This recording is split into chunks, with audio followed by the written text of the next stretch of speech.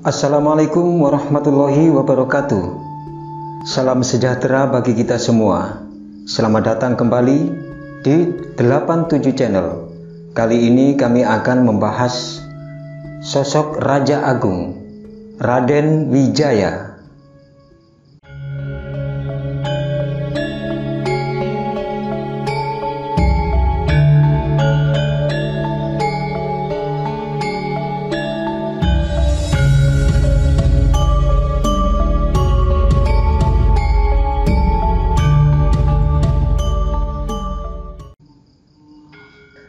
Menurut Pustaka Raja-Raja Bumi Nusantara, disusun oleh Kesultanan Cirebon termasuk ke dalam naskah Wangsakerta, Raden Wijaya adalah putra pasangan Rakrian Jayadharma dan Dyah Lembutal. Ayahnya adalah putra Prabu Guru Dharma Siksa, Raja Kerajaan Sunda Galuh, sedangkan ibunya adalah putri Mahisa Cempaka dari Kerajaan Singasari. Dengan demikian, Raden Wijaya merupakan perpaduan darah Sunda dan Jawa. Kejayaan Raja Wijaya sebagai pendiri Majapahit dimulai dari peristiwa setelah Rakrian Jayadharma tewas diracun musuhnya.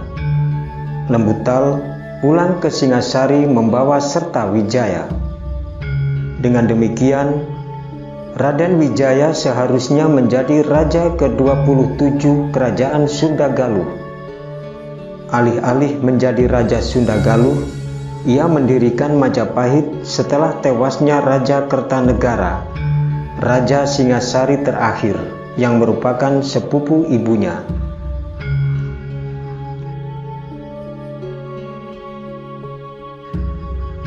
Kisah di atas mirip dengan babat Tanah Jawi yang menyebut pendiri kerajaan Majapahit bernama Jaga Sesuruh, putra Prabu Sri Pamekas, Raja Kerajaan Pajajaran, yang juga terletak di kawasan Sunda. Jaga Sesuruh melarikan diri ke timur karena dikalahkan saudara tirinya yang bernama Siung Wanara. Ia kemudian membangun kerajaan Majapahit dan berbalik menumpas Siung Wanara. Berita di atas berlawanan dengan negara Kertagama yang menyebut Dyah Lembutal adalah seorang laki-laki, putra Narasinghamurti.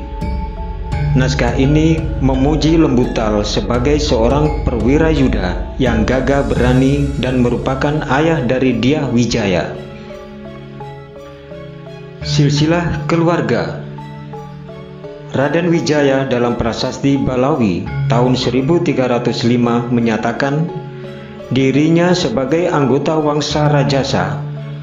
Menurut Nagara Kertagama, Wijaya adalah putra Dyah Lembutal, putra Narasinghamurti. Sedangkan menurut Pararaton, Narasinghamurti alias Mahisa Cempaka adalah putra Mahisa Wongateleng, putra Ken Arok, pendiri Wangsa Rajasa.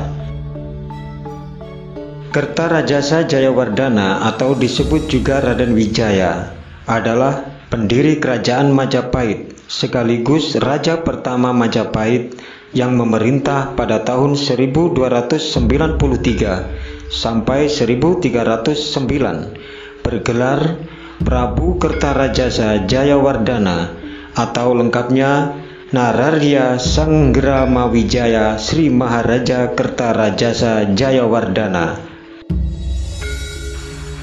Raden Wijaya merupakan nama yang lazim dipakai para sejarawan untuk menyebut pendiri kerajaan Majapahit. Nama ini terdapat dalam Pararaton yang ditulis sekitar akhir abad ke-15. Kadang Pararaton juga menulis secara lengkap, yaitu Raden Harsawijaya. Padahal menurut bukti-bukti prasasti, pada masa kehidupan Wijaya antara berkisar abad ke-13 atau 14, pemakaian gelar Raden belum populer. Nagara Kertagama yang ditulis pada pertengahan abad ke-14 menyebut pendiri Majapahit bernama Dyah Wijaya, gelar Dyah merupakan gelar kebangsawanan yang populer saat itu dan menjadi cikal bakal gelar Raden. Istilah Raden sendiri diperkirakan berasal dari kata Radiah atau Rahdian. Nama asli pendiri yang paling tepat adalah Nararya Sangramawijaya. Karena nama ini terdapat dalam prasasti Kudadu yang dikeluarkan oleh Wijaya sendiri pada tahun 1294. Gelar Nararya juga merupakan gelar kebangsawanan, meskipun gelar dia lebih sering digunakan. Menurut para raton, Raden Wijaya adalah putra Mahisa Cempaka, seorang pangeran dari kerajaan Singasari. Ia dibesarkan di lingkungan kerajaan Singasari, panggung sejarah Singasari, dan berlanjut hingga Majapahit. Dari segi pelaku utamanya dapat dipandang dari munculnya 3 dahan silsilah dalam pohon Wangsa Rajasa. Pohon pertama adalah pohon Ametung dengan Ken Dedes yang menurun hingga Anusapati, Wisnuwardana, Kertanegara, hingga ke-4 putri yang menjadi ibu yang melahirkan raja-raja Majapahit. Belum lagi ranting dari dahan ini pastilah juga menjadi anggota utama keluarga Majapahit. Dahan yang kedua, dan ini menjadi penting, adalah dari jalur Ken Arok dengan Ken Dedes yang menurunkan Mahisa Wongateleng, Narasinghamurti, Dyah Lembutal, hingga Wijaya. Menurut prasasti Balawi dan Nagara Kertagama, Raden Wijaya menikah dengan 4 orang putri Kertanegara. Raja terakhir kerajaan Singasari yaitu Tribhuwana Weswari, Narendra Duhita, Jayendra Dewi, dan Gayatri. Sedangkan menurut para raton, ia hanya menikahi 2 orang putri Kertanegara saja, serta seorang putri dari kerajaan Melayu bernama Darapetak, yaitu salah satu dari 2 putri yang dibawa kembali dari Melayu oleh pasukan yang dulunya dikirim oleh Kertanegara yang dikenal dengan nama Ekspedisi Pamalayu pada masa kerajaan Singasari. Darapetak merupakan salah seorang putri Srimad Tribhuwana Raja Mauliwarmadewa, Raja Malayu dari kerajaan Dharmasraya. Menurut prasasti Sukamerta dan prasasti Balawi, Raden Wijaya memiliki seorang putra dari Tribhuwaneswari bernama Jayanagara. Sedangkan Jayanegara menurut para raton adalah putra Darapetak, dan menurut Nagara Kertagama adalah putra Indreswari. Sementara itu, dari Gayatri lahir 2 orang putri bernama Dyah Gitarja dan Dyah Wiyat. Namun, ada juga pendapat lain, di mana Raden Wijaya juga mengambil Dara Jingga yang juga salah seorang putri kerajaan Melayu sebagai istri selain Darapetak, karena Dara Jingga juga dikenal memiliki sebutan Sira Alaki Dewa. Dia yang dinikahi orang yang bergelar dewa.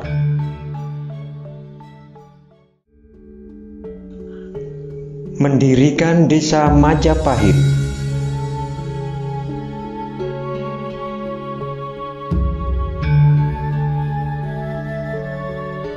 Menurut prasasti Kudadu, pada tahun 1292 terjadi pemberontakan Jayakatwang, Bupati Gelang-Gelang, terhadap kekuasaan kerajaan Singasari.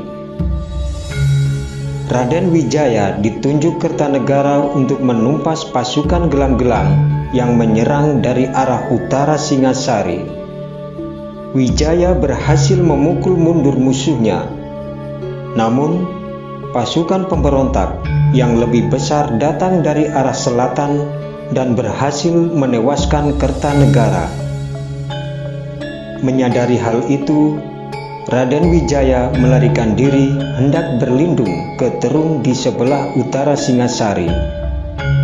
Namun, karena terus dikejar-kejar musuh, ia memilih pergi ke arah timur. Dengan bantuan kepala desa Kudadu, ia berhasil menyeberangi Selat Madura untuk bertemu Arya Wiraraja, penguasa Songenep, nama lama Sumenep. Bersama Arya Wiraraja, Raden Wijaya merencanakan siasat untuk merebut kembali tahta dari tangan Jayakatwang. Wijaya berjanji, jika ia berhasil mengalahkan Jayakatwang, maka daerah kekuasaannya akan dibagi dua untuk dirinya dan Wiraraja. Siasat pertama pun dijalankan. Mula-mula, Wiraraja menyampaikan berita kepada Jayakatwang bahwa Wijaya menyatakan menyerah kalah. Jayakatwang yang telah membangun kembali negeri leluhurnya, yaitu Kerajaan Kadiri, menerimanya dengan senang hati. Ia pun mengirim utusan untuk menjemput Wijaya di pelabuhan Jumbiru. Siasat berikutnya, Wijaya meminta hutan tarik di sebelah timur Kadiri untuk dibangun sebagai kawasan wisata perburuan. Wijaya mengaku ingin bermukim di sana. Jayakatwang yang gemar berburu segera mengabulkan tanpa curiga. Wiraraja pun mengirim orang-orang Songenep untuk membantu Wijaya membuka hutan tersebut. Menurut Kidung Panji Wijayakrama, salah seorang Madura menemukan buah maja yang rasanya pahit. Oleh karena itu, desa pemukiman yang didirikan Wijaya tersebut pun diberi nama Majapahit. Menjadi Raja Majapahit.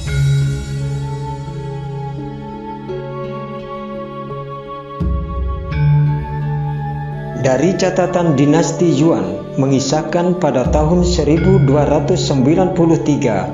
pasukan Mongol sebanyak 20.000 orang dipimpin Ike Mise mendarat di Jawa untuk menghukum Kertanegara karena pada tahun 1289 Kertanegara telah melukai utusan yang dikirim Kubilai Khan, Raja Mongol. Raden Wijaya memanfaatkan kedatangan pasukan Mongol ini untuk menghancurkan Jayakatwang. Ia pun mengajak Ike Mise untuk bekerja sama. Wijaya meminta bantuan untuk merebut kembali kekuasaan Pulau Jawa dari tangan Jayakatwang, dan setelah itu baru ia bersedia menyatakan tunduk kepada bangsa Mongol. Jayakatwang yang mendengar persekutuan Wijaya dan Ike Mise segera mengirim pasukan Kadiri untuk menghancurkan mereka. Namun, pasukan itu justru berhasil dikalahkan oleh pihak Mongol. Selanjutnya, gabungan pasukan Mongol dan Majapahit serta Madura bergerak menyerang Daha, ibu kota kerajaan Kadiri. Jayakatwang akhirnya menyerah dan ditawan dalam kapal Mongol. Setelah Jayakatwang dikalahkan, Wijaya meminta izin untuk kembali ke Majapahit.